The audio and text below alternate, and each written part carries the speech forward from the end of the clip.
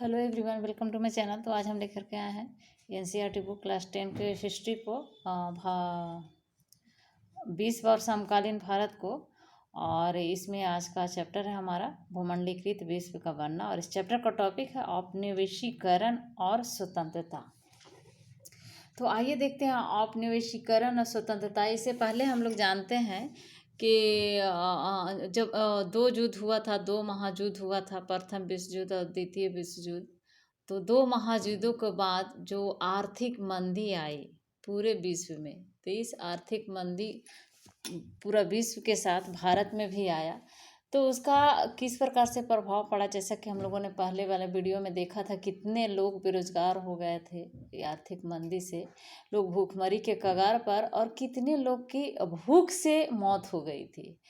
तो द इंटरवार और इकोनॉमी को अगर हम देखते हैं तो प्रथम विश्व युद्ध मुख्य रूप से यूरोप में लड़ा गया था, और इस समय के दौरान दुनिया ने आर्थिक, राजनीतिक और अस्थिरता और एक और दयनीय युद्ध का अनुभव किया था, जिसके बाद फिर द्वितीय विश्व युद्ध की शुरुआत हुई थी। ऐसा लग रहा था कि प्रथम विश्व युद्ध के बाद अब कोई इतना बड़ा और युद्ध नहीं होने वाला था, लेकिन कुछ ही दिनों के बाद द्वितीय विश्व युद्ध की भी शुरुआत हो जाती है।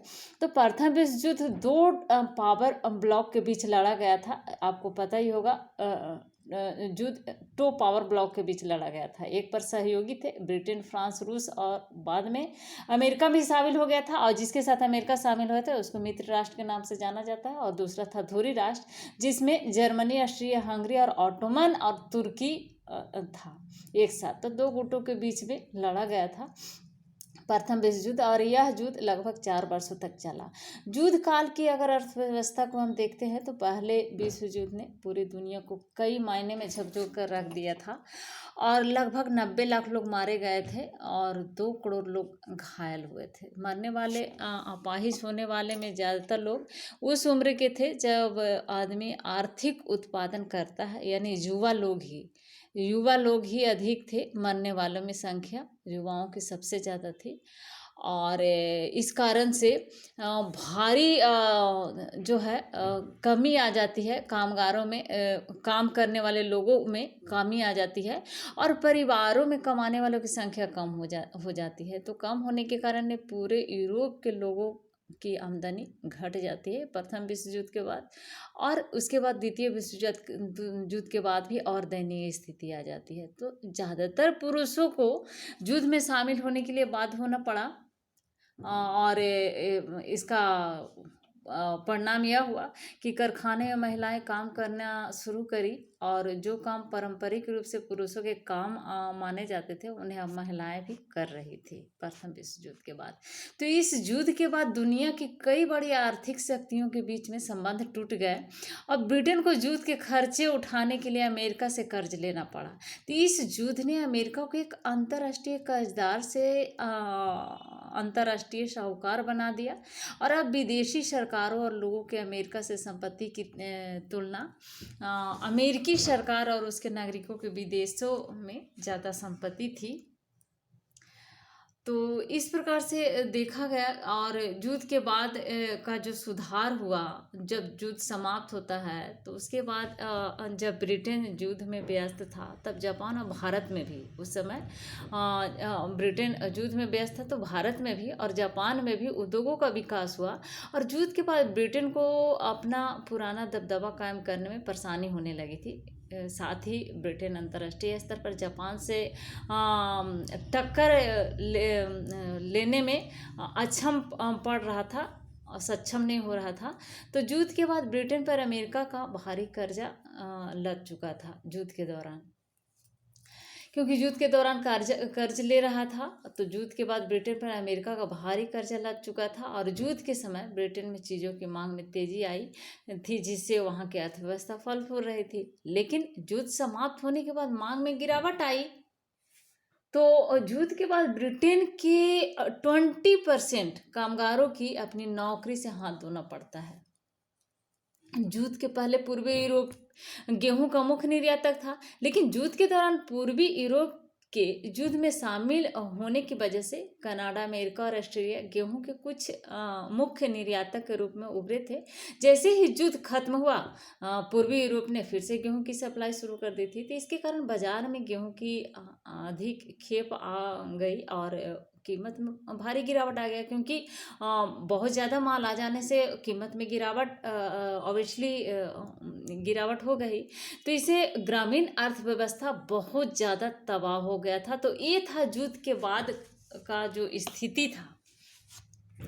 तो युद्ध के समय और युद्ध के बाद का स्थिति, और जैसा कि पहले वाले वीडियो ने हम लोगों ने देखा था कि युद्ध से पहले की स्थिति क्या थी, तो अब हम देखते हैं कि और इसके बाद थोड़ा सा जानकारी देते हैं कि बड़े पैमाने पर उत्पादन और उपभोग की शुरुआत जब हुई तो उसका असर कैसा रहा। तो अमेरिका की अर्थव्यवस्था में युद्ध के बाद के झटके से तेजी से निजात मिलने लगे। 1920 के दशक में बड़े बहुत ज़्यादा पैमाने पर उत्पादन अमेरिकी अर्थव्यवस्था की मुख्य पहचान बन गई। फोर्ड मोटर के संस्थापक हेनरी फोर्ड को आप लोग पता होगा, तो उनका जो हेनरी फोर्ड्स का जो प्रोडक्शन के नाम से जाने जाते थे, तो उन बड़े पैमाने पर उत्पादन करने से उत्पादन क्षमता बढ़ी और कीमतें घटी। अमेरिका के कामगार बेहतर कमाने लगे, इसलिए उनके पास खर्च करने के लिए ज़्यादा पैसे थे और इसे विभिन्न उत्पादों की मांग में भी तेजी बढ़ी।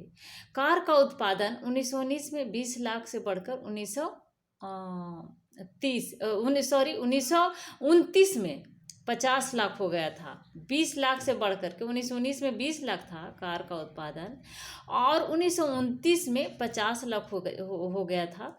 तो इसी तरह से बाकी और जो सामान थे, जैसे रेफ्रिजरेटर हो गया, वॉशिंग मशीन और रेडियो, ग्रामोफोन, ये सब जो और सारी सामानें थी, उसमें भी उसकी भी मांग में तेज़ी बढ़ने लगी, क्योंकि उसमें उस समय घरों की संख्या बढ़ने लगा था एक्सटेंशन से।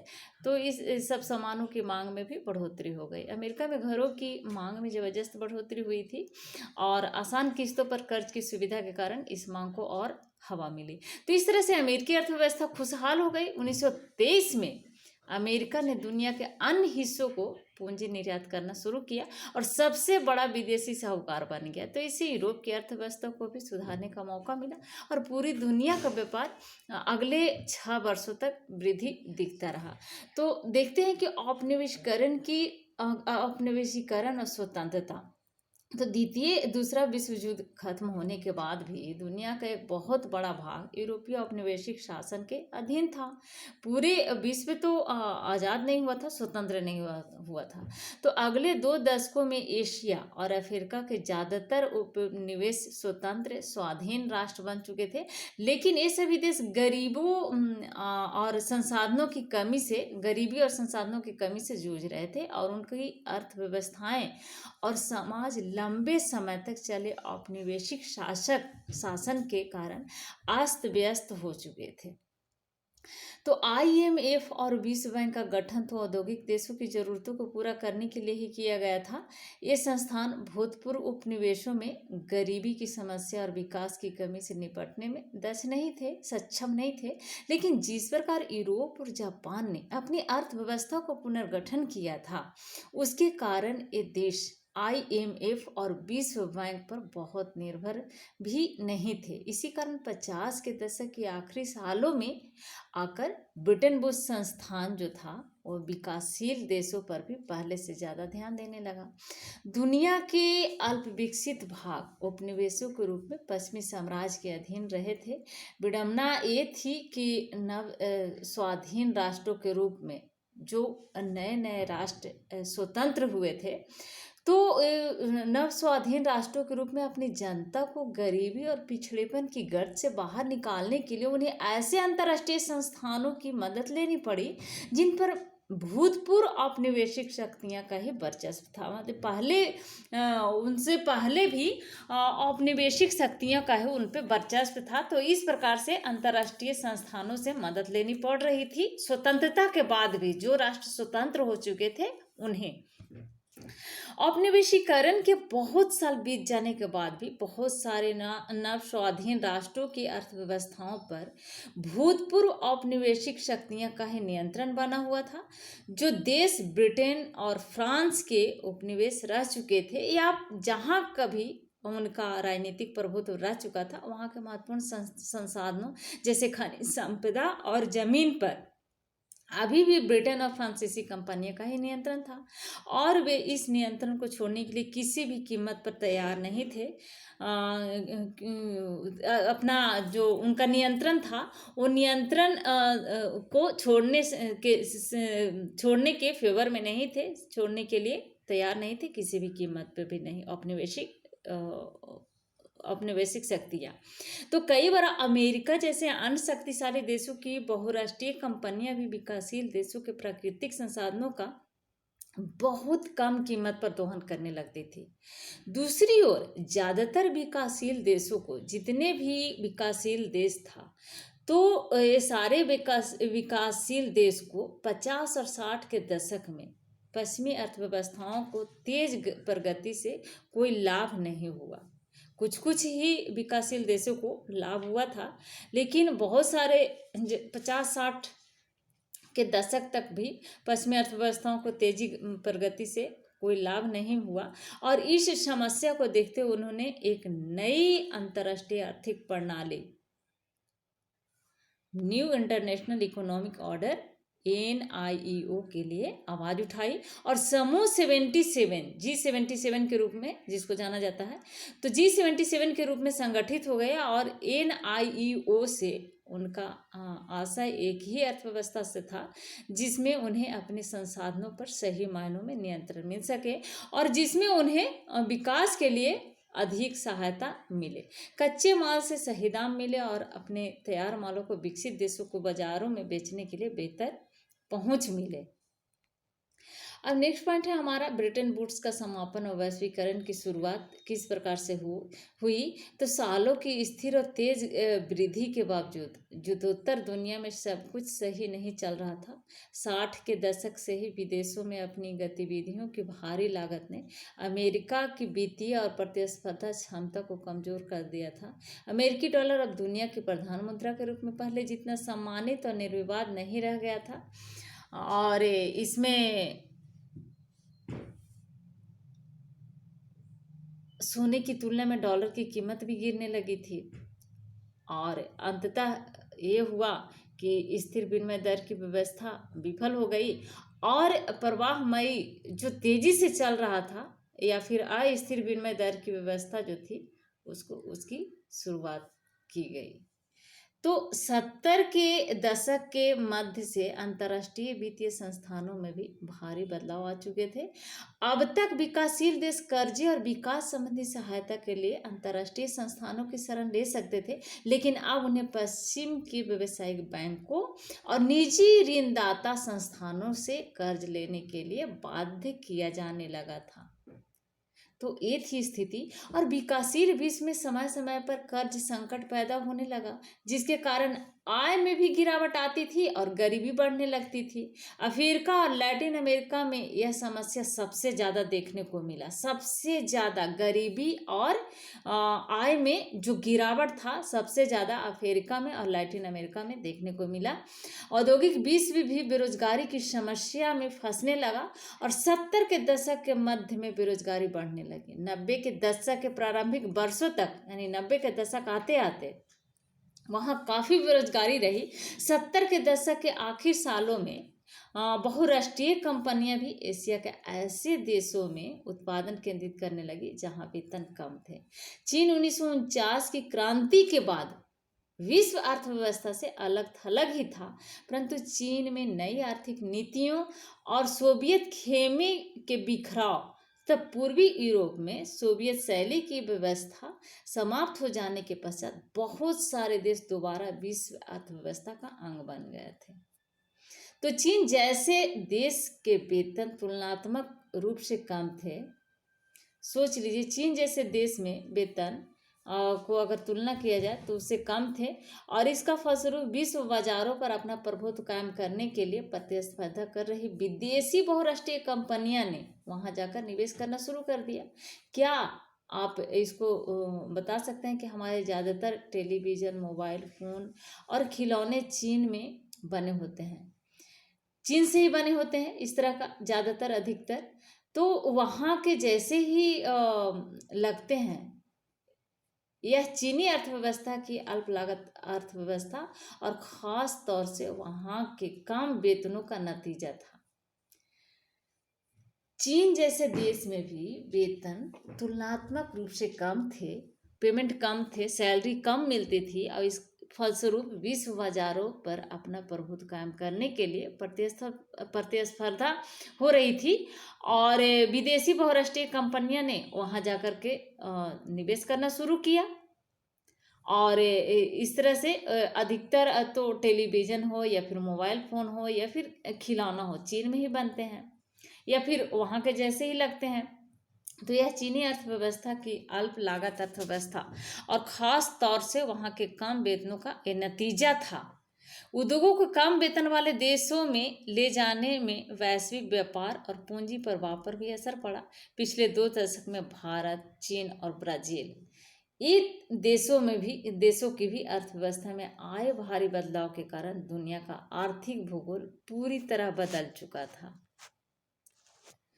तो इस प्रकार से हम देखते हैं कि जो ब्रिटेन वुड्स का जो नियम था या फिर उनके द्वारा जो संस्थान था जो चलाया गया था, बाहरी अधिशेष और घाटे से निपटने के लिए जुलाई 1944 में अमेरिका के न्यू हैम्पशायर के ब्रिटेन जंगल में एक सम्मेलन आयोजित किया गया था, और युद्ध के बाद के पुनर्गठन के लिए अंतर्राष्ट्रीय मुद्रा कोष और विश्व बैंक की स्थापना भी की गई थी। और उसके बाद पिछले युद्ध अंतर्राष्ट्रीय आर्थिक प्रणाली को ब्रिटेन वुड्स सिस्टम के रूप में जाना जाता है, और ये प्रणाली निश्चित विनिमय दरों पर आधारित थी। ये प्रणाली ब्रिटेन वुड्स प्रणाली, IMF और विश्व बैंक को ब्रिटेन वुड्स ट्विंस के रूप में जाना जाता है, और US के प्रमुख IMF और विश्व बैंक पर वीटो का प्रभाव भी अधिकार है।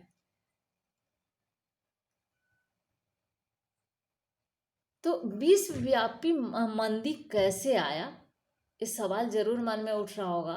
तो इसका मेन कारण था ज़रूरत से ज़्यादा कृषि उत्पादन। 1920 के दशक में कृषि क्षेत्र में ज़रूरत से ज़्यादा उत्पादन एक अहम समस्या थी, और उत्पादों की अत्यधिक सप्लाई के कारण कीमतें गिर रही थी, और किसानों ने इसकी भरपाई के लिए और भी अधिक उत्पादन करना शुरू कर दिया। इसके कारण बाजार में कृषि उत्पादों की बाढ़ सी आ गई, और जिससे कीमत और नीचे गिरने शुरू हो गया। खरीदारों की कमी हो गई, कमी के कारण कृषि उत्पादन सड़ने लग गए। आर्थिक मंदी और भारत, तो विश्व के साथ साथ भारत में भी, क्योंकि पूरे विश्व में आर्थिक मंदी आया था, तो इसके साथ साथ भारत में भी आर्थिक मंदी आई। तो भारत में जो आर्थिक मंदी आई, तो मंदी से जो भारत में जब अर्थव्यवस्था जो था, मंदी के कारण बहुत ज़्यादा इस पर भी भारतीय अर्थव्यवस्था पर भी इसका असर पड़ा। और 1928 1934 के बीच अगर हम भारत की अर्थव्यवस्था को देखते हैं तो इसका आयात घटकर आधा हो जाता है, और इसी दौरान भारत में गेहूं की कीमतों में भी 50% की कमी आ जाती है। तो कृषि उत्पादों की घटती कीमतों के बावजूद सरकार किसानों से पहले दर पर ही लगान वसूलना चाहती थी, और इस तरह से इस स्थिति में किसानों की हालत सबसे ज़्यादा खराब थी। तो कई किसानों को अपनी जमा पूंजी निकालना पड़ा और ज़मीन और जेवर भी बेचने पड़े। तो इस तरह से भारत महंगी धातुओं का निर्यातक बना रहा। तो आर्थिक मंदी से भारत भी अछूता नहीं रहा, और भारत के शहरी क्षेत्र में आर्थिक मंदी का उतना असर तो देखने को नहीं मिला। कीमतें घटने के कारण शहर में रहने वाले लोगों को जीवन पहले से आसान हो गया था, लेकिन भारत के राष्ट्रवादी नेताओं के दबाव के कारण उद्योग का अधिक संरक्षण मिलने लगा, जिससे उद्योग में अधिक निवेश भी हुआ। तो युद्ध के बाद जो समझौता हुआ था, दूसरा विश्व युद्ध, पहले के युद्धों की तुलना में बिल्कुल अलग था, और इस युद्ध में आम नागरिक और अधिक संख्या में मारे गए थे और कई महत्वपूर्ण शहर बुरी तरह बर्बाद हो चुके थे। दूसरे विश्व युद्ध के बाद भी स्थिति में सुधार मुख्य रूप से दो बातों से प्रभावित हुए थे। पहला था पश्चिम में अमेरिका का एक प्रबल और आर्थिक, राजनीति और सामरिक शक्ति के रूप में उदय, और सोवियत यूनियन का एक कृषि प्रधान अर्थव्यवस्था से विश्व शक्ति के रूप में परिवर्तन। ये दो बात था। और विश्व के नेताओं की मीटिंग हुई जिसमें युद्ध के बाद के संभावित सुधारों पर चर्चा की गई, और उन्होंने दो बातों पर ज़्यादा ध्यान दिया जिन्हें हम अभी बता सकते हैं। क्योंकि ये पहला बात पर इस बात पे जोर दिया गया कि औद्योगिक देशों में आर्थिक संतुलन को बरकरार रखना और पूर्ण रोजगार दिलवाना, और दूसरा इस पॉइंट पर ध्यान दिया गया था कि पूंजी, सामान और कामगारों की प्रवाह पर बाहरी दुनिया को प्रभावों को नियंत्रित करना। तो ये दो बातों पर सबसे ज़्यादा ध्यान दी गई थी विश्व के नेताओं के द्वारा जो मीटिंग हुई थी उसमें इस पे चर्चा की गई थी। तो ये था विश्व युद्ध के बाद का स्थिति और विश्व की अर्थव्यवस्था, और इसके साथ साथ भारत की अर्थव्यवस्था की स्थितियाँ। तो अगर अभी तक आपने इस चैनल को सब्सक्राइब नहीं किया है तो प्लीज़ इस चैनल को सब्सक्राइब करें, लाइक करें और शेयर करें। Thank you.